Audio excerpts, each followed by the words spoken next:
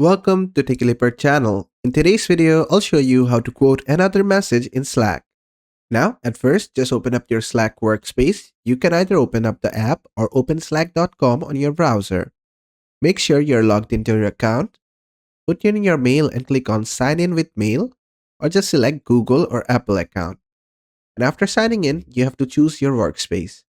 From My Workspaces, choose the workspace in which you want to quote another message. I'm gonna select work 1, so I'll just open it.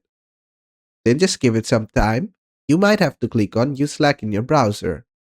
And after that, just give it some time and it will open up and load all the messages of this workspace. And after it does, you have to find the message which you want to quote. Let's say I want to quote this message, this typito or whatever this is. I'll just copy the entire thing. Then I'll just paste it here.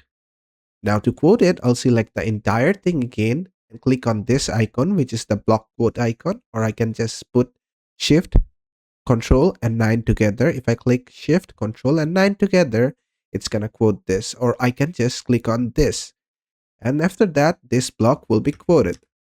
Then I can unquote and type my message. I don't agree to this, or whatever, just send the message. And as you can see, we quoted another message in Slack. And basically, that is how to quote another message in Slack. I hope this video was helpful. If it was, please give it a thumbs up and don't forget to subscribe.